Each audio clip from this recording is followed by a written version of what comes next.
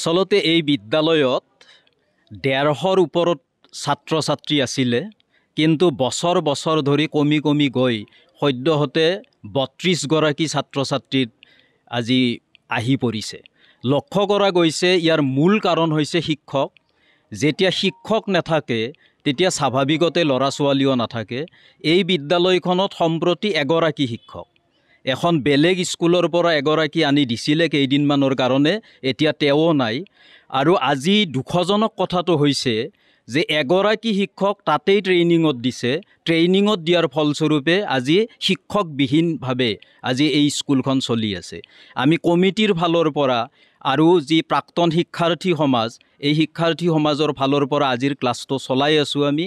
কিন্তু আমি এইখিনিতে এই কথা ক'ব বিচাৰিম, যিহেতু আপোনালোকে আহিছে তাৎক্ষণিকভাৱে, যে প্ৰধান শিক্ষয়িত্ৰী ইচ্ছাকৃতভাৱে নহয়, তেওঁক আচলতে অফিচৰ পৰা কোৱা হৈছিলে, আমাক সেই কথাটো কমিটিকো জনাইছে যে অন্য এগৰাকী শিক্ষকক আজিৰ কাৰণে, এই এসপ্তাহৰ কাৰণে অৰ্থাৎ ট্ৰেইনিং পিৰিয়ডৰ কাৰণে শিক্ষাদান কৰিবলৈ পঠাব।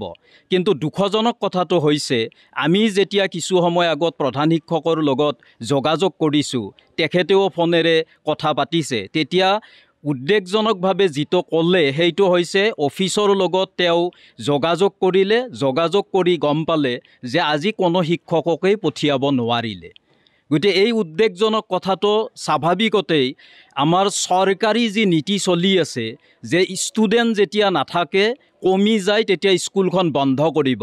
হাজাৰ হাজাৰ স্কুল বন্ধ হৈছে আৰু শেহতীয়াভাৱে 161খন বিদ্যালয় পুনৰ বন্ধ কৰাৰ কাৰণে চৰকাৰে সিদ্ধান্ত লৈছে।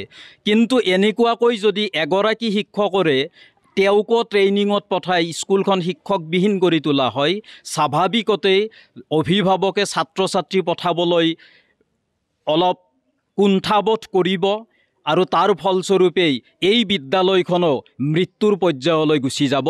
গতিকে আমাৰ দাবী হৈছে অতি শীঘ্ৰে বিদ্যালয়খনত পৰ্যাপ্ত শিক্ষকৰ নিযুক্তি দিব লাগে। এইটো হৈছে প্ৰথম কথা। দ্বিতীয় কথাটো হৈছে অফিচিয়েল শিক্ষা বিভাগৰ অফিচিয়েলি যি দায়িত্বহীনতা, এই দায়িত্বহীনতাটো আঁতৰ কৰিব লাগে।